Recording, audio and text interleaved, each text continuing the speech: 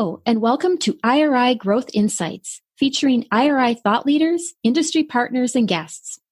For more than 40 years, IRI has been known for its invaluable data, but these podcasts delve into the insights the data reveal to fuel market disruption and market growth for those in the CPG, retail, healthcare, and media markets. I'm your host, Joan Driggs, coming to you from my home in the greater Chicago area.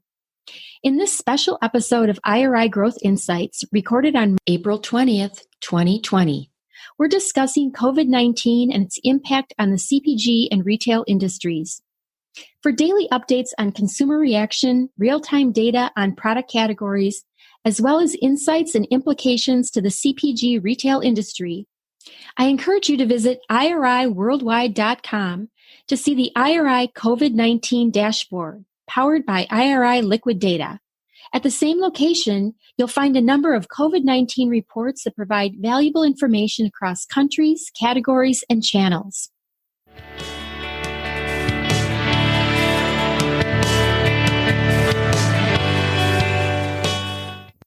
Hello, and welcome back to IRI Growth Insights. Today, I'm joined by my colleague, Livio Martucci, Vice President of the Analytics and Shopper Behavior Insights team in Milan, Italy. Livio has been with IRI for 24 years, and we decided he is the best person to go to learn lessons of COVID-19 for CPG retail. Welcome, Livio. How are you? Good. Thank you so much for taking some time to speak with us today. You know, IRI has been covering COVID-19 pretty much since the outbreak, and we have looked to past recessions, we have looked to crises like hurricanes, but really we completely understand that there is nothing like this has ever happened before.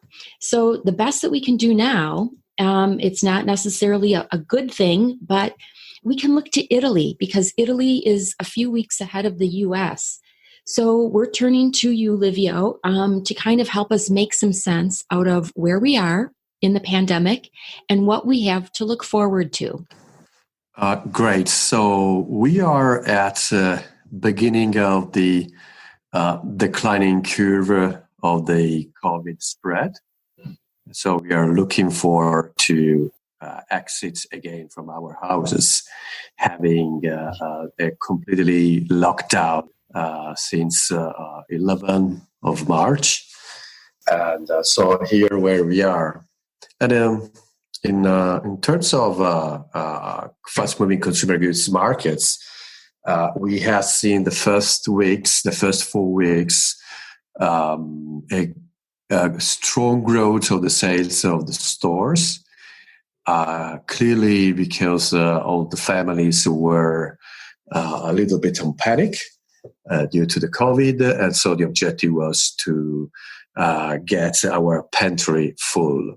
So typically, the family bought essential products like milk, pasta sauce, canned tuna, so all these basic products.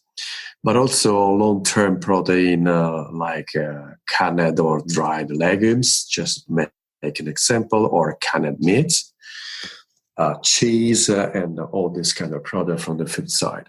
The other really incredible growth we have seen in the first 5 weeks has been about products regarding disinfection, or more generally cleaning. So alcohol, gloves, products in those kind of direction. Yeah, we in the U.S., again, we are a few weeks behind you, but we have experienced very similar things. Our peak shopping day was actually Friday, March 13th. So how does that compare to when Italy really hit the peak of their panic shopping? The peak has been the declaration of lockdown. So it was at the third week of the COVID era, let's say. So we got some sales peak during the weekend of plus 100% of sales, which benchmarking with the US are not so high, that has been a growth that has lasted 4 consecutive weeks. So really, the panic phase, we can say, has lasted for 4 weeks. Oh, okay. And then at the 50 weeks, the growth is still high, but started declining. Right, but it's still, I would imagine it's still higher than pre-COVID-19 periods, correct? Absolutely, yes. So today, the week 5 was a plus 5% in sales, and now recovering, growing at 1% the following week, and then a 5. So we are establishing around 5. And we'll see. You know, you mentioned that people were really stocking up. Were there particular stores that people were going to? Were they going to like large hypermarkets? Were they shopping and cleaning the shelves of their local stores? Tell us about that. That's a great question, because the purchasing behavior has changed dramatically. So first thing is that big store like hypermarket closed down during the weekend. They closed the big stores on the weekends? During the weekends, because in the big mall there was more probability to have too many people to close. So they closed during the weekend. Most of them has been closed. And that's the reason why the sales of this channel is declining. And so as a consequence, the consumer, the shopper, are going to supermarkets. Just to give you an idea, supermarkets are still growing around 20% in the last weeks in terms of value sales, but even more are growing the small self-service, the small supermarkets close to your house, which in Italy is a huge number, declining in terms of sales before COVID, and now growing at 40%, 40 is an incredible number. Mm-hmm. The reason why is because it's not possible to go too far from your house to buy food. And secondly, because those stores close to your house are small, they are not crowded. It's not allowed to be crowded in store, but especially the queue is not long outside the store. Why in the big supermarkets or hypermarket, you can queue for 1 hour or 2 hours before entering. Wow. So this is changing completely the landscape or the retailer landscape during this period. And clearly the question is what will happen in the next months. Is going to continue or not? The big point here is the more the level of alert will be high, the more the people will avoid crowded places like big hypermarkets. But are those smaller stores able to restock or keep stock with the people shopping? I would imagine that it would be more difficult to continually restock those small stores because they are all over.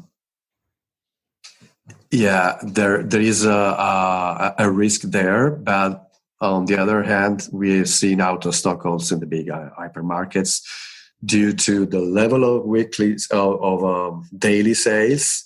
They were not able to cope with to keep the products on the shelf for all day long. So it's a risk that we have on both sides, a big store and a small store. The other aspect is that in Italy, we have 30,000 stores, small stores, which is a big number for Italy. So if you see a lot of queue in the small store on the right side of your house, you have another on the left side. Okay, that's nice. That's nice. Lots of choices. Okay. And the other aspect I would like to add is that another huge change in the shopper behavior is that the online purchase. Online purchase in Italy was not so high. So it is 1% today, before today, so before the COVID, and now it has doubled its weight. So the growth is 100%. In the last week, has reached 140%. So it's growing more and more. So were retailers, I know that in the U.S., there were some retailers that had already invested into the infrastructure for, say, click and collect. So those retailers are doing very well. How well prepared were Italian retailers to, ramp up that e-commerce to that degree? Well, some retailers were already structured and were ready, especially for home delivery. Other were less prepared. But one of the aspects, quick reaction we have seen is more on the side of the click and collect done at store level. So using the staff, working on the cash barrier has been moved to prepare trolley for click and collect. It was very quick action that has been done, rather than investing in home delivery. So click and collect grew to around 300-400%, just to give an idea. And home delivery grew to around 100%. That is incredible. So, and is incredible? Yeah. You must anticipate, or I'm going to ask you, I shouldn't be putting words in your mouth. Do you anticipate that once this is over, that's going to be one of the legacies that people stick with click and collect? That's the big question we are asked in those days. We are sure that the online will be a critical success factor for retailers from now on. Just to give an idea, that's a couple of considerations. First, buying online is the most safest way, the most safe way to buy foods and fast-moving consumer products. The other aspect is that because people, like, there's fewer people touching the food, or why is that safer? Because people do not want to go out from home today, but tomorrow we will try to avoid as much as possible crowded places like a store or a big store. So having product at home is the best way. Click and collect is another good option. And just to give you an idea how big and important it is, that we see that some retailer may have lost customer because the delivery time today for home delivery or click and collect is 1 week or 2 weeks. So it's a very long time, while on average you get products in 24 hours. Right. So clearly the demand is going to other stores. And on the other side, we have seen also that other kind of outlet like butchery or bakery or pastry shops or even bar and restaurant are delivering at home their products. They're doing a sort of neighborhood home delivery. Wow. Well, you know what? I have to admire the ability of these smaller businesses to, completely turn their business model around and be able to do that. That's not easy. Exactly. They have been very, very quick. And most of the restaurants are now thinking, we need to continue home delivery or at least improve takeaway from our restaurants, because they know they are not to be crowded for a long time. Right. So, is it do you have, how much of the food dollar was spent outside of the home pre-COVID in Italy? 35% of the expenditure is out of home. So I made an estimation that in the last 2 months, the auto consumption has lost 4 billion euros, and part of those, most 80% of this meal and breakfast served out of home has been clearly diverted in home consumption, and this has an impact on sales growth on supermarkets and hypermarkets in around 10-15% of growth. So it's a huge opportunity on one side and an incredible, risk on the other. Yeah. We, so here in the U.S., 50% of the food dollar was spent outside of the home, but we really anticipate that after COVID recedes, that people will still be spending most of their food dollar with in-home consumption. So even if restaurants are able to open back up again, it's going to be kind of a slow transition. And I'm wondering what you anticipate for Italy. Is it similar? It will be similar. Absolutely, yes. And this has a huge impact. Can you imagine in terms, for example, what kind of pack format should be increased on the shelves of the supermarkets? Clearly, the big format will find much more demand than 1 month ago, 2 months ago, because if you eat more frequently at home, you need a bigger pack. Mm. But again, you're talking about bigger pack sizes and things, but this COVID-19 is taking a tremendous economic toll as well. That people are losing their jobs, people are furloughed or laid off, even if it's temporarily. That has to really hurt people and their ability to buy big packs of food. Yeah, that's a good point. In fact, as it happens in every recessions in the past, we believe that will happen again when change. So there will be a polarization of the behavior. Mm-hmm. So the people that have, he has his income, available income, let's say steady, so they have not lost the job or reduced the income, they will be able to buy, products also with the added value there. And maybe they will buy online. Other people that have, less rich people will look for value. So they will go to discount.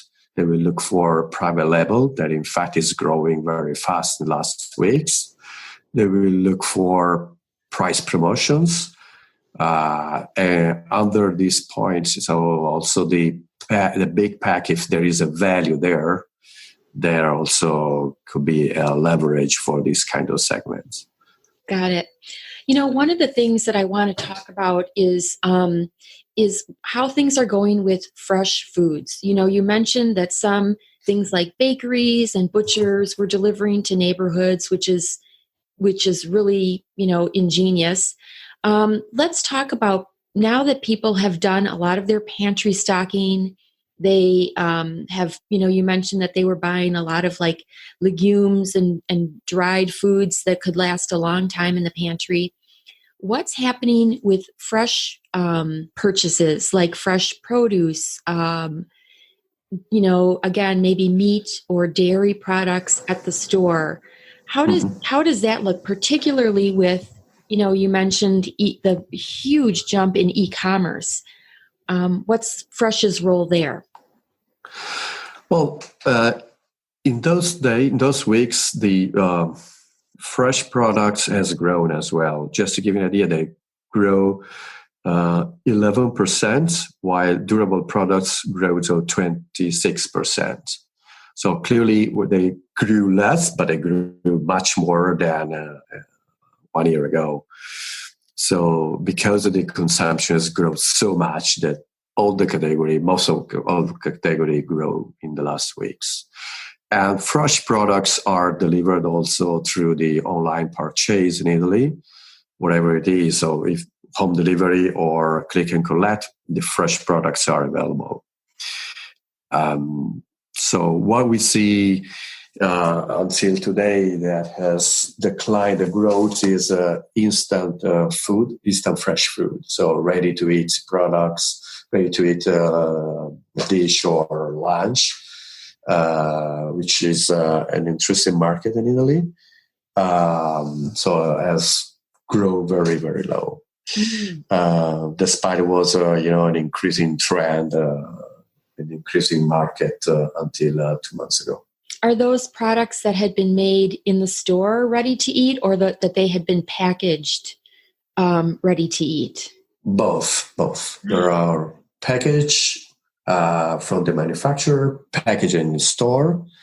So both are solutions. Yeah, we have seen in the U.S. what we would consider the service deli, which is where you can buy like luncheon meats. You could buy some fresh prepared foods.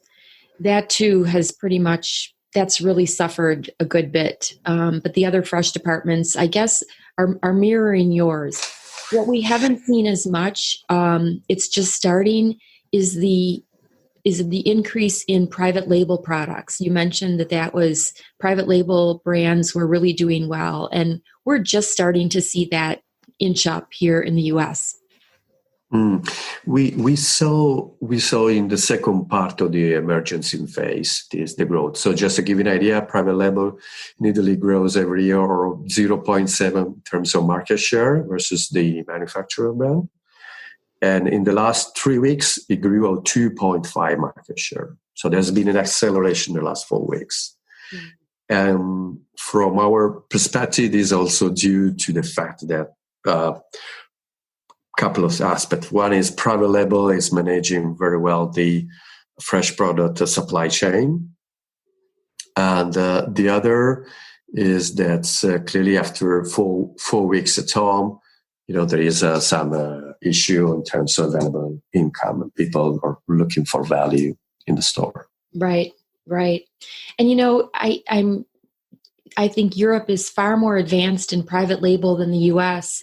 But again, there are some retailers here who have done a very good job of building up their portfolio, where they have different tiers in quality. So some very premium products. So I do anticipate it's going to be really good for private label here as well. Mm-hmm. We've talked about some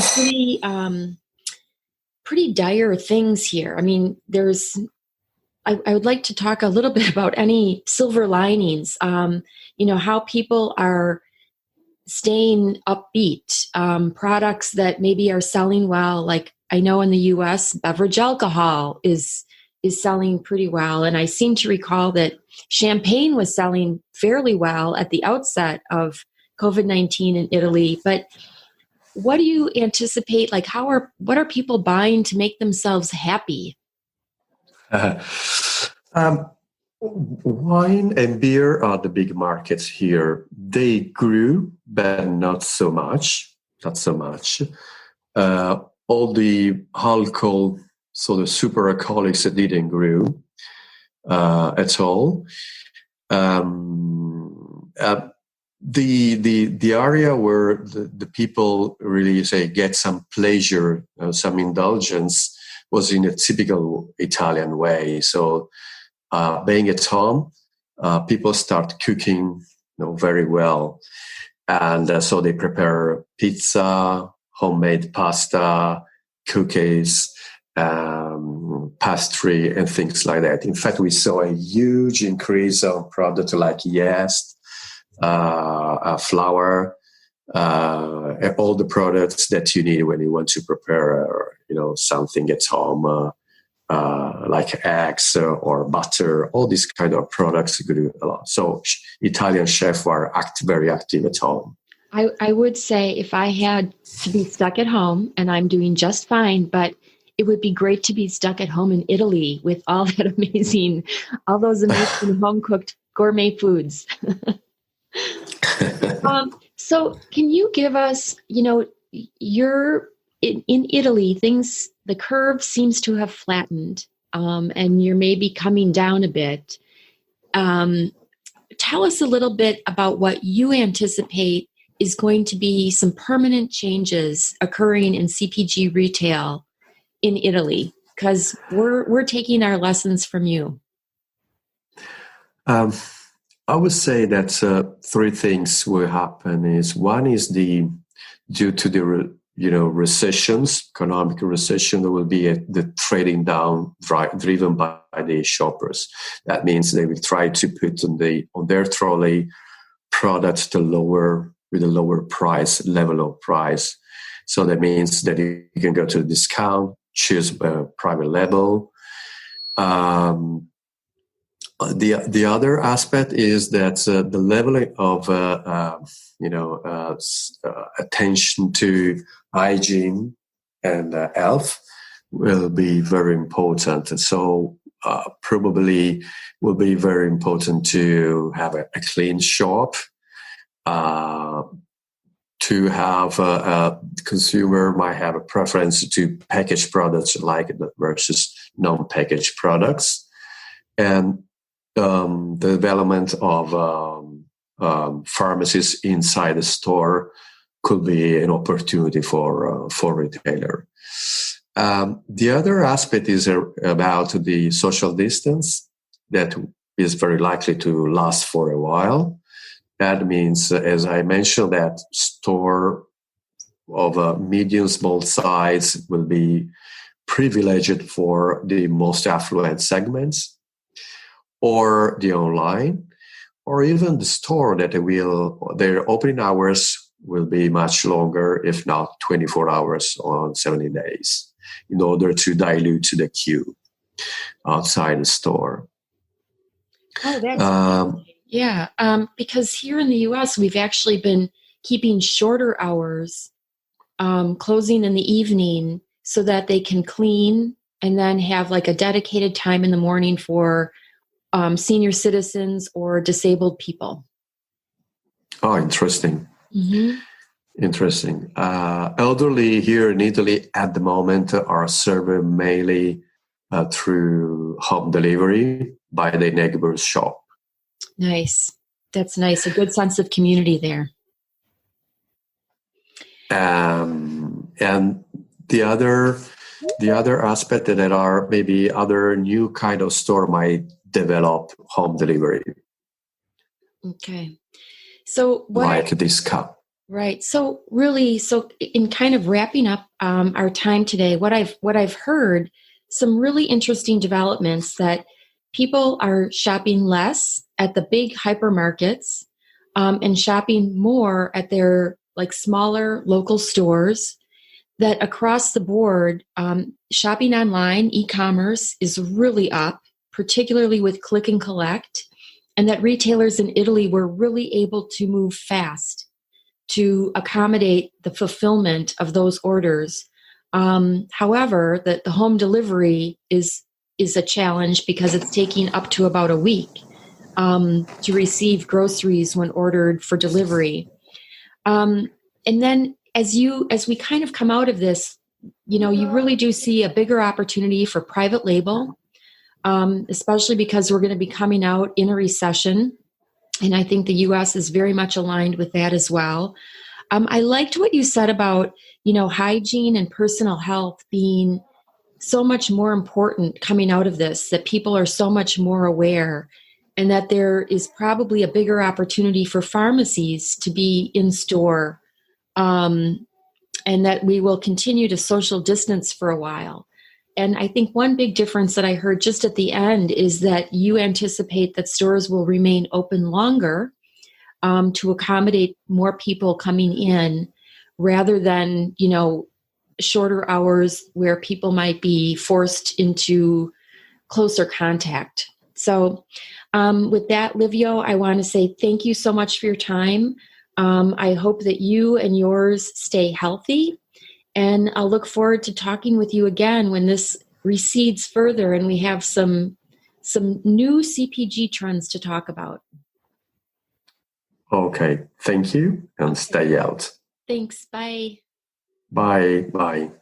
Thank you for listening. Please visit IRIworldwide.com to view the IRI COVID-19 dashboard and insights portal, where you'll have access to daily updates, in-depth reports, as well as observations and implications for the CPG retail industry. Please become a subscriber of IRI Growth Insights and let us know what you want to learn more about. We'll serve it up in a future IRI Growth Insights episode. Look for us wherever you get your podcasts and be sure to review IRI Growth Insights. Also, visit us on the web at IRIworldwide.com and connect with us on Twitter, Facebook, and LinkedIn.